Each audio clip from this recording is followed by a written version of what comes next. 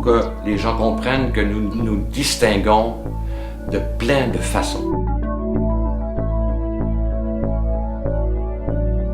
On est les seuls au monde à vivre dans un astroblème. Puis d'ailleurs, on nous le rappelle qu'on vit dans un astroblème, parce que la Terre brasse à peu près 250 fois par année.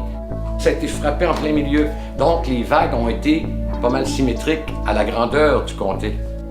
Ça a fait que, sur 56 km de diamètre, ça se ressemble, c'est symétrique. Tu descends aux éboulements, tu remontes. Tu descends à Port-au-Percier, tu remontes.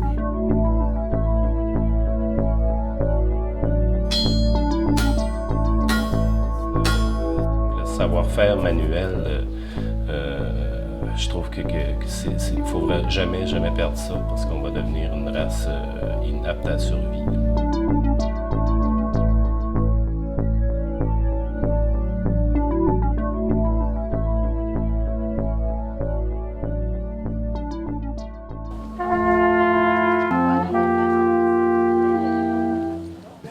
Patrimoine culturel, patrimoine religieux. La musique fait énormément partie du patrimoine. Les réunions de famille, il y avait toujours la musique qui était un élément qui était extrêmement important. On pense également aux personnes qui ont véhiculé tout ça dans l'art. Art de la scène, on parle du Cirque du Soleil. Pour moi, le patrimoine, c'est plus une question qui est rattachée à la culture, à nos habitudes de vie. Ça, oui. c'est le patrimoine. C'est quelque chose qui est bien conservé. Bien conservé, qui rappelle plein d'histoires. Je pense à nos villages. Je pense que les artistes, on est là pour mettre de la beauté dans la vie des gens, mais le patrimoine est là pour mettre de la beauté dans la vie de tous les jours d'un peu tout le monde. Tous nos anciens qui ont passé avant nous autres, qui nous ont tous laissé des choses belles, des belles constructions ici dans le coin qui datent des années 1600, 1700. Pour moi, le patrimoine, c'est le passé, le présent et le futur. Et c'est ce qu'on peut transmettre aux autres générations et qu'est-ce qu'on a reçu de notre génération avant. C'est ça pour moi le patrimoine.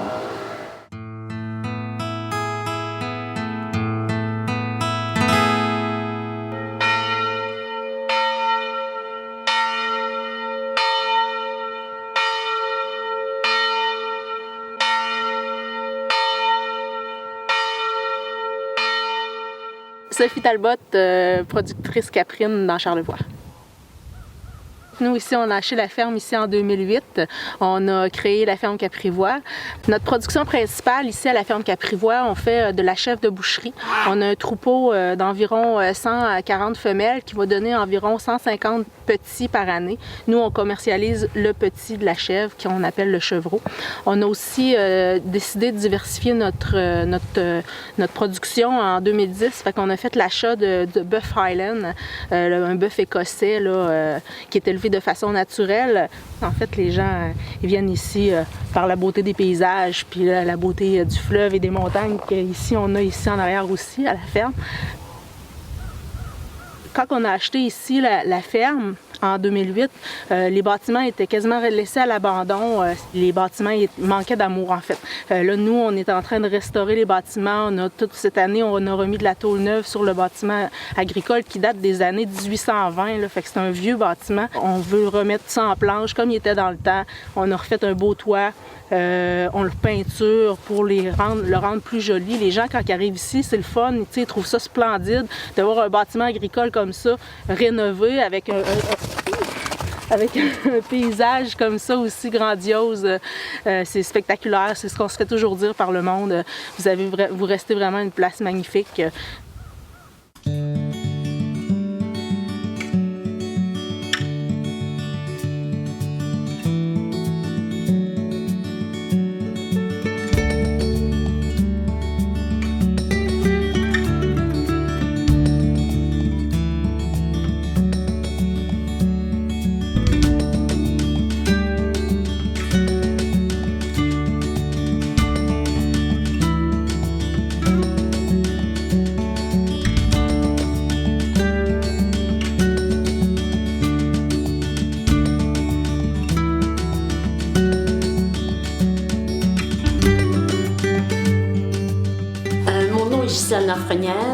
Je suis propriétaire de la maison du Coureur des Bois, qui est un gîte, pas un gîte touristique, mais une résidence de tourisme.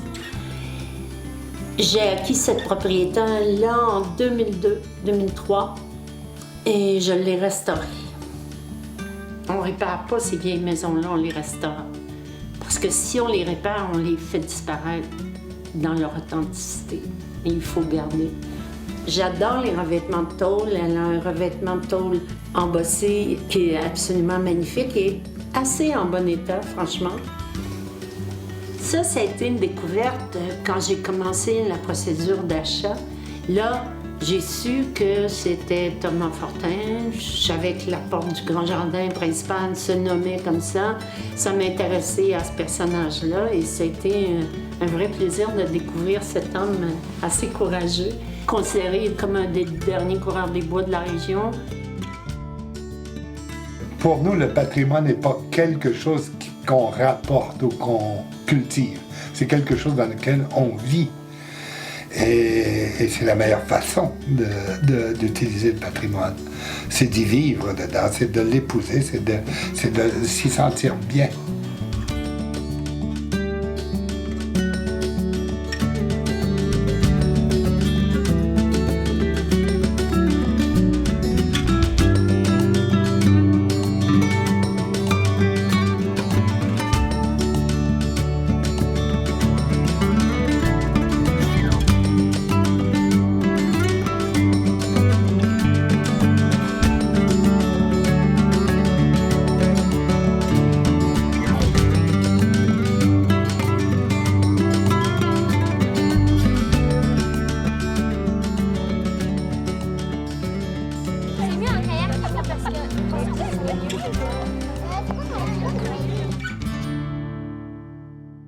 Le but du groupe Nymphéas, c'est de vivre des activités de pêche avec les jeunes, soit à la pêche à la mouche ou au lancer léger. Le fait qu'il y ait un partage de savoir, de connaissances, de la protection de la ressource et de la protection de l'environnement dans lequel, par exemple, le saumon se reproduit en ce qui concerne la rivière du Gouffre. Pour nous, c'est très important parce qu'on veut que la future génération contribue à protéger cette ressource-là. Alors, un autre but de Nymphéas, c'est de permettre des activités intergénérationnelles dans lesquelles des gens du troisième âge viennent animer les activités en alternance, à tour de rôle. J'ai des monteurs de mouches qui viennent donner du temps, qui viennent montrer aux jeunes comment faire certaines mouches. J'ai des gens ici aujourd'hui, des mentors bénévoles qui viennent montrer aux jeunes à pêcher. Quand tu peux leur montrer qu'est-ce qui se passe encore de beau dans la nature, là, c'est plaisant pour ça. Là. Puis là, maintenant, on a des jeunes qui ont l'air intéressés, là, puis ça va prendre la relève plus tard. Là. C'est eux autres qui vont nous remplacer. Ça fait qu'il faut qu'ils soient déjà sensibilisés à ça, puis très tôt. Là. Ce sont des moments de patrimoine qui se vivent au moment présent avec des gens de différents âges et je pense que ça, c'est une des clés du succès de l'activité. La rivière du Gouffre, son parcours commence dans le parc des Grands Jardins, coule dans le village de Notre-Dame-des-Monts, ensuite à Saint-Urbain de Charlevoix et à Baie-Saint-Paul. Donc on a trois aspects, trois portraits différents. La rivière a un visage différent, des facettes à découvrir quand on longe son parcours. Mon nom, c'est Martial Girard. Moi, je travaille pour l'Association de conservation de la vallée du Gouffre, pour la rivière du Gouffre, Baie-Saint-Paul, Saint-Urbain, Notre-Dame-des-Monts. Gérer surtout au niveau de l'exploitation de la pêche, les droits d'accès, l'accès à la rivière. Aussi, un volet important, c'est la protection, là, voir à ce que les pêcheurs respectent les règlements partout sur la rivière. C'est très important pour Saint-Urbain, c'est pas juste pour Saint-Urbain, pour Baie-Saint-Paul, pour l'ensemble de Charlevoix. Là, on a beaucoup de clients là, qui viennent de l'extérieur, c'est des apports économiques pour la région. Ça. Et plus ça va, plus il y a du monde maintenant qui viennent à la pêche sur la rivière. Moi, mon nom c'est Elisabeth Sandon, je suis originaire du Chili. Et on est installé ici dans la région depuis à peu près 10 ans. Bon, ce qui m'a frappé quand je suis arrivée ici, c'est la beauté des paysages, la qualité de vie. Dans mes valeurs de développement durable, que je pense toujours à qu'est-ce qu'on va laisser à nos enfants, à nos petits-enfants et à tous les gens qui vont nous suivre après quand on va être partis. La fois qu'on dit oh, la technologie, le développement, c'est pas nécessairement d'avoir des édifices, d'avoir des cellulaires partout, mais on peut développer d'une autre façon. C'est ça qui m'a frappée. Je trouvais qu'il y a beaucoup de potentiel ici. Et que les gens qui sont nés ici ne le voient pas, comme moi. Je ne voyais pas les montagnes quand j'étais au Chili.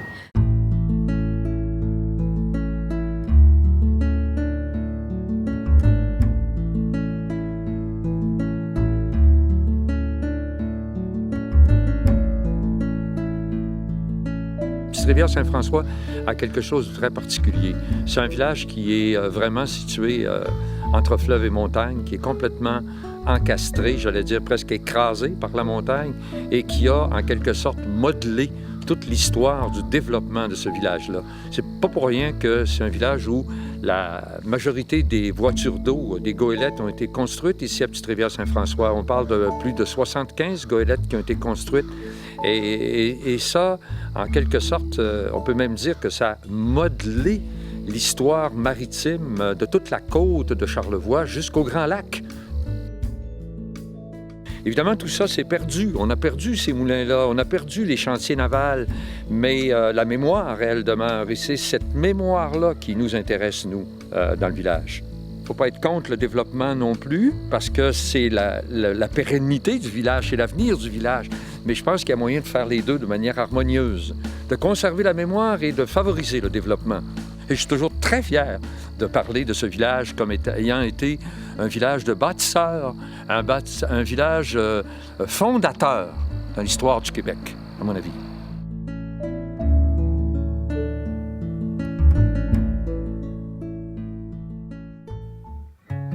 J'arrive droit de l'océan, tout droit du golfe et des grands vents. Le ventre lourd de cargaison, depuis la cale jusqu'au pont. J'ai des histoires et des rengaines que m'ont raconté les baleines, de phares, de bouées et de rames, depuis New York ou Amsterdam. Oui, bonjour. Je J'arrive m'appelle près de Benoît l'estuaire, Leroy, ancien marin durant 25 ans. Moi, je suis la 4e génération de marins. Alors, j'ai commencé à naviguer à l'âge de 16 ans. Tous les villages du bord du fleuve, il y a eu plusieurs marins parce qu'on était sur le bord de l'eau, on voyait les bateaux. Le village en arrière d'ici, Baie-Saint-Paul, Saint-Urbain, Saint-Hilarion, eux autres, ils faisaient leurs petites affaires chez eux, puis ils ne voyaient pas le fleuve. Alors, ce qui les intéressait, c'est la terre et les animaux. Mais nous autres, ce qui nous intéressait, c'était l'eau. Puis après ça, c'est ça l'histoire du patrimoine maritime. La charpentier, la construction des goélettes. Chaque village avait son charpentier. Alors quand tu arrives avec des maquettes puis l'histoire, ben là, les enfants comprennent, là, tu sais. Pilote du Saint-Laurent, gardien du fleuve et du bon temps, mène ma charge jusqu'au port. Que je revienne. Et on s'appelle comme ça, notre gentilly, c'est le marsouin. Tout nous relie au marsouin, les films de Pierre Perrault, la pêche au marsouin. On est sur une île, on est l'hiver, on est coupé du continent, et là, c'est l'autarcie totale. Il faut s'autosuffire. C'était la tradition des gens de l'île. C'était le seul moyen de transport pour traverser les vivres, pour traverser les gens malades, les femmes enceintes, les médecins. Je pratique ce sport-là depuis 25 ans. Ça a toujours été une passion pour moi parce que j'ai été élevé d'une famille. Moi, j'ai été élevé à côté d'une famille qui était assez nombreuse, les Dufour, qui, eux, fabriquaient leurs propres embarcations. Dans ce temps-là, c'était des embarcations de bois. On organise aussi une course hivernale dans le cadre du circuit de canot à glace. Au moment où ils mettent les pieds ici, là, ils sont contaminés. C'est ça qui est intéressant. Et ils contaminent les autres. C'est ça, les vieux moulins. C'est ça, notre patrimoine. On le revit, on le ressent. Les gens jettent de la farine à tous les jours, mangent du pain à tous les jours. Comment c'est fait? Comment ça se faisait autrefois? L'origine de tout ça. Et là, à un moment donné, ça donne un sens. On recevait des groupes scolaires récemment. Et c'est incroyable. Après ça, ils retournent à la maison. On a appris comment nos grands-pères, là, eux autres, c'est toujours l'image de nos grands-pères, faisaient de la farine. C'était difficile, c'était ardu. Alors là, on a une notion, justement, de dur labeur et on met en perspective les choses d'aujourd'hui. Et il faut que par la suite, ces générations-là le transmettent à leurs enfants. Parce que sinon, on va tomber trop dans le rapide, dans le facile, et on va oublier tout ce qui nous a permis d'en arriver là un peu.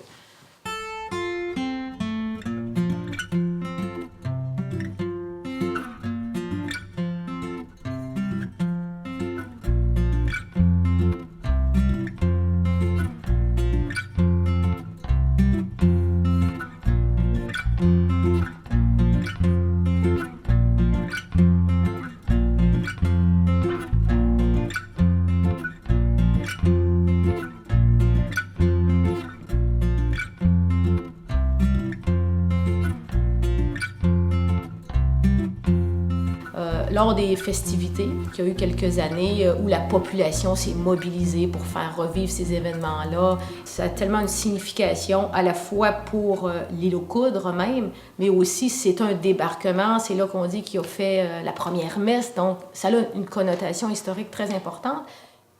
Et ces efforts-là, il ne faut jamais qu'ils ne soient négligés. Il ne faut pas penser que c'est de l'acquis, il faut toujours bonifier. Oui, ça a été fait, puis il va y avoir quelque chose qui va être fait encore dans quelques années. Parce que ça tombe trop souvent, justement, dans l'oubli, et c'est des endroits très significatifs, très importants, à la fois pour les visiteurs et la communauté locale. Si on fait un bref historique du patrimoine bâti à l'île, il n'y a rien de spectaculaire dans le bâti. Les premières maisons étaient en pierre, il en reste 3 actuellement. Si les générations détruisent à mesure qu'ils passent pour faire de la place, pour mettre d'autres choses, l'autre génération fait pareil, il reste quoi? On n'est pas Walt Disney à l'île, on est l'île aux Coudes. L'île aux Coudes, je dis pas qu'on va revenir avec des bottes de bœuf puis faire la pêche au marsouin. C'est impossible. Mais on peut en parler, comment ça se faisait, puis dire ça aux jeunes.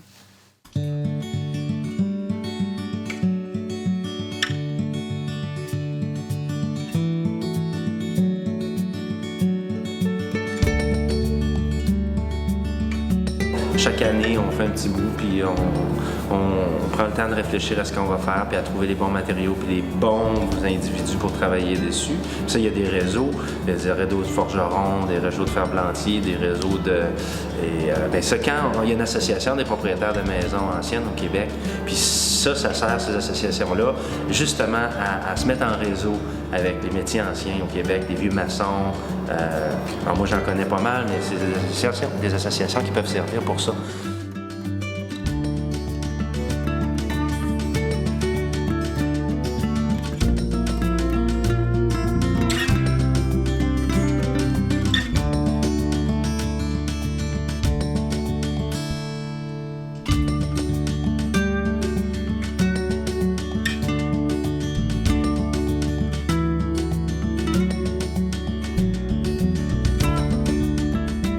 Je suis Christine Palussière, je suis enseignante aux éboulements à la maternelle depuis 10 ans.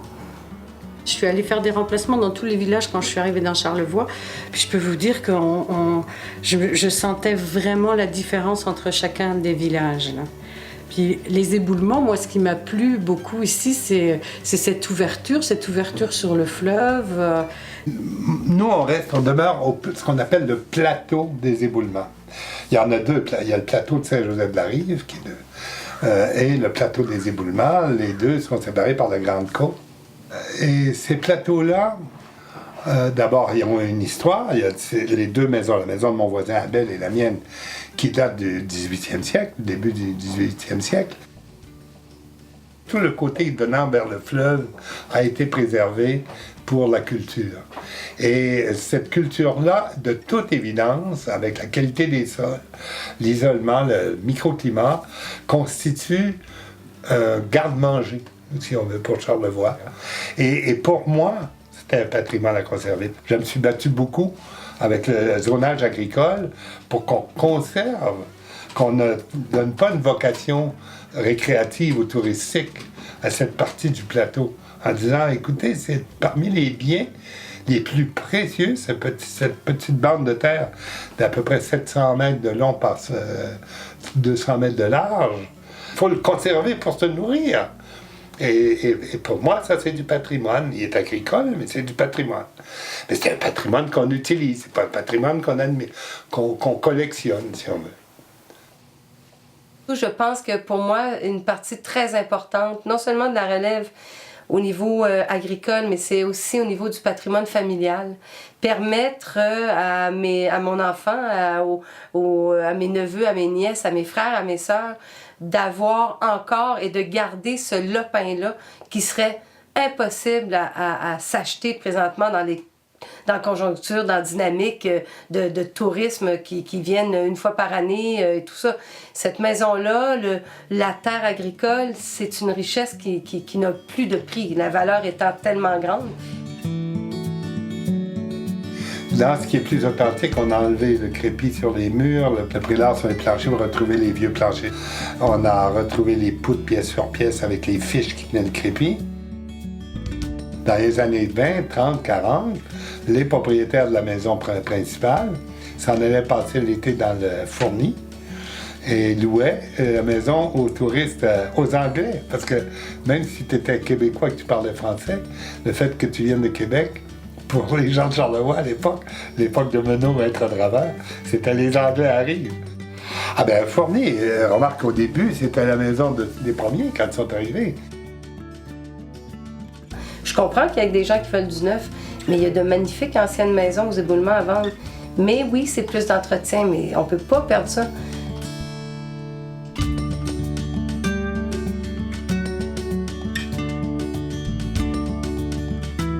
Donc on organise des activités scientifiques en fonction des thèmes, comme par exemple quand on parle du fleuve, on va travailler sur l'eau, tout ça, mais on va aussi aller voir qu'est-ce que le fleuve représente dans notre vie aujourd'hui, puis qu'est-ce qu'il représentait il y a quelque temps.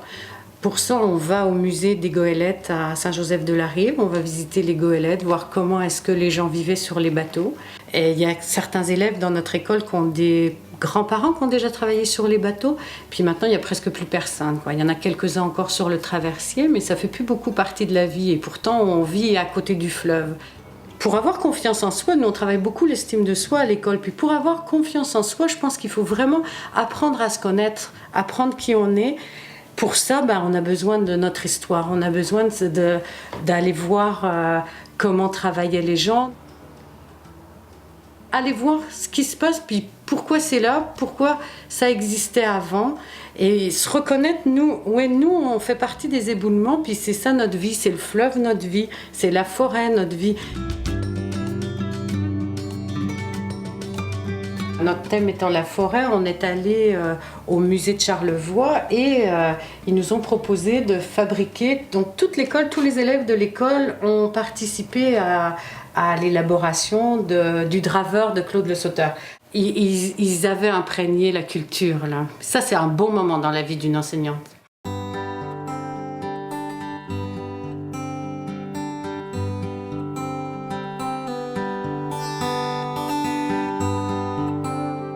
Je suis l'abbé Jean Moisan, prêtre à Saint-Joseph-de-la-Rive depuis 45 ans et demi, dans un milieu extraordinaire, un environnement à faire rêver n'importe qui. L'Église est très importante dans un village, même encore aujourd'hui dans Charlevoix. Et les gens tiennent beaucoup à ce que l'Église ici soit bien, qu'elle soit propre. Ils sont fiers de leur Église. Et je pense qu'ils ont raison, parce que c'est quand même un patrimoine extraordinaire, cette petite Église-là. Puis en 1964, le curé qui était ici dans ce moment-là, l'abbé de Blois, a fait la rénovation, la grande rénovation de l'Église, qui l'a centrée entièrement sur l'eau. Et dans les choses importantes, il y a entre autres l'autel, qui est l'élément évidemment le plus richement orné de l'Église. Les ancres dorées sont là pour rappeler aux paroissiens qu'ils sont des navigateurs. C'est un phénomène d'identité. Il faut être accroché à quelque part pour vivre, et en plus forte raison, pour vivre sa religion, c'est évident. L'appartenance se fait souvent par l'intermédiaire d'une bâtisse patrimoniale qui est l'Église. C'est la base de l'histoire dans le fin fond. Dans Charlevoix, par exemple, le patrimoine religieux. Tu sais, quand ils fondaient une paroisse, ils faisaient l'Église. Tu sais. Bon, je ne verrai pas la fin de ce patrimoine-là, parce qu'il est trop ancré chez les gens.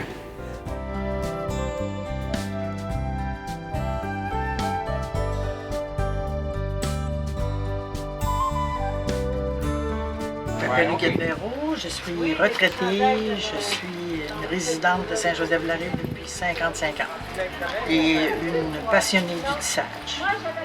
Et quand je suis arrivée ici, dans Charlevoix, là, que j'ai appris cet art-là que j'ai exploité à qui mieux mieux. J'ai 2 métiers en marche, plus ceux-là qu'on utilise au Cercle des Fermières, il y en a 5.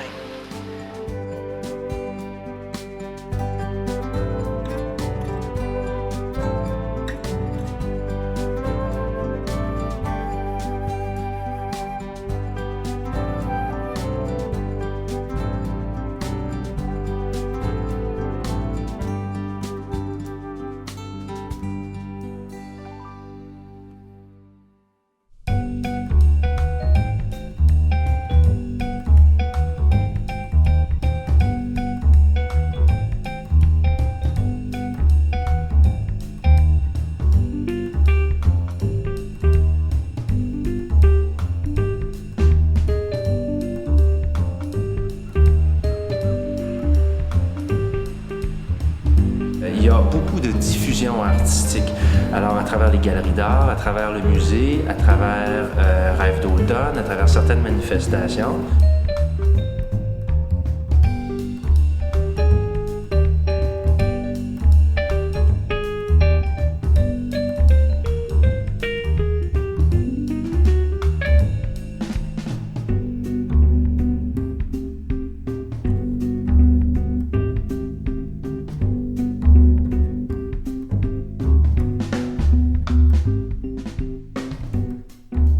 Pendant longtemps, il n'y avait pas de route entre Québec et Baie-Saint-Paul. Ça peut nous apparaître un peu ridicule aujourd'hui, mais la route a même pas 100 ans. C'est la raison pour laquelle aujourd'hui, il y a plusieurs moulins dans la région de Charlevoix, qu'on peut encore observer des moulins à scie, des moulins à farine, des moulins à cardé. On se devait de tout produire et de tout faire ce qu'on avait besoin ici, allant même jusqu'aux vêtements. Alors, la raison pour laquelle on se donne tant de peine et de misère à essayer de conserver des bâtiments anciens, je pense que c'est une raison de respect et d'amour.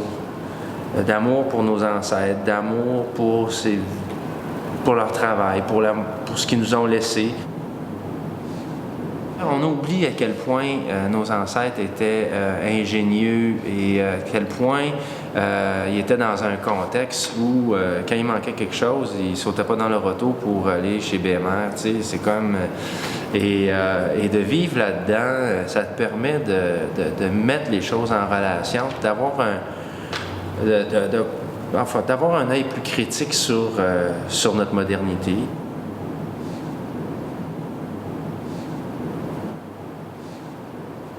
Les petites franciscaines, on fait construire l'hôpital, on fait construire les écoles, on fait construire l'usine d'hydroélectricité sur la rivière du Bras. Ont été très importantes dans le développement de Baie-Saint-Paul. Alors, si je me présente, je suis Émilienne Boivin, une petite franciscaine de Marie, bien sûr. On a rempli des locaux, on en a acheté des maisons au bout de la lumière. C'était un vieil hôtel qu'on a réaménagé. On a construit le pavillon Sainte-Anne. Alors, c'était des malades qui s'étaient établis partout. On a donné naissance à un patrimoine religieux et on le fait parler. Il y a beaucoup de religieuses jusqu'à maintenant qui s'investissent dans ça quand c'est la saison touristique. On pense que c'est une seconde vocation pour nous, petites franciscaines de Marie, ici à Baie-Saint-Paul et notamment à Charlevoix. Alors, ils se reconnaissent et ils amènent leurs amis. Et là, ça enclenche un ensemble d'histoires du passé et ça aboutit sur l'avenir. On passe par le présent, puis on aboutit sur l'avenir. Quelles vont devenir ces petites rampes? Puis on ne voudrait pas vous perdre. Puis qu'est-ce que vous faites encore? Puis que, bon, au moins, on peut dire, on continue pour prier pour vous. C'est la chapelle C'est un joyau, cette chapelle, hein, avec son architecture. Le chemin de la Croix, qui est un grand peintre, Édouard Cabane, les 14 stations sont des tableaux d'art, tout ça aussi. C'est un endroit de grande mémoire. C'est la mémoire, la valeur de la mémoire, en temps de bien meuble, bien immeuble, c'est du virtuel, puis c'est du concret. Hein? Mais c'est du virtuel beaucoup, ce sont des souvenirs, ce sont rattachés à des photos, bien sûr. Alors, c'est très précieux, ça. Et c'est de tout temps, ça nourrit le cœur de l'homme. D'où tu viens, du fleuve, de Saint-Urbain, des éboulements, de Québec. Quand tu arrives, c'est l'église avec ses 2 clochers, puis les petites franciscaines de Marie avec ses 3 clochers. Donc ces 5 clochers-là sont le logo de la ville de Baie-Saint-Paul. Et dans la prochaine décennie, ça va être le grand défi des gens de Charlevoix. Ouest, en fait plus particulièrement les gens de Baie-Saint-Paul, d'être capables de conserver ça.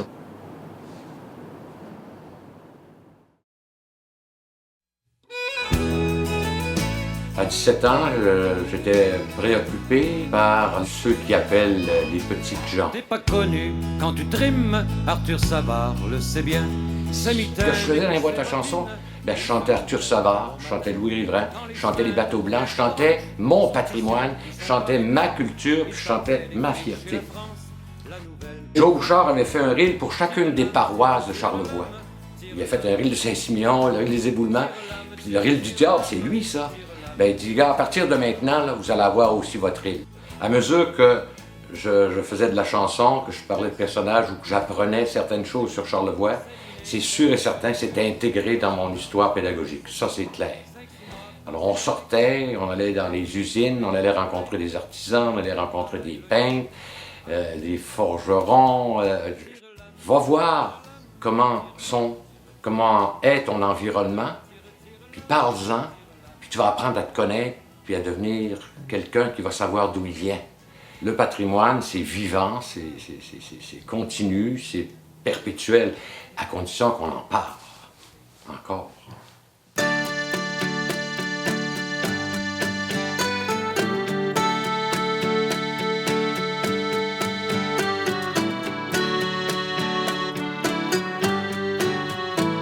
Il est une belle montagne, sise dans les éboulements, fut créée dans la pagaille par météores géants, à la vitesse de l'éclair, provenant des galaxies, est tombée sur notre terre, a créé ce paradis. On était un peu comme un diamant bleu. Puis un diamant bleu, ça vient de loin, ça vient de profond, OK? Puis c'est nous qui a jailli de ce cratère-là. Un diamant bleu, ça se taille. On est prêt à devenir ce qu'on doit devenir. Mais ça nous prend des bons tailleurs de pierre. C'est-à-dire que nos hommes, nos femmes politiques ne l'oublient jamais, ce qu'on est. Pour devenir ce qu'on doit être, okay, on n'a seulement qu'à développer ce qu'on est. Puis là, le monde viendra nous voir pour notre différence, puis pour notre gentillesse, puis notre générosité. Voilà.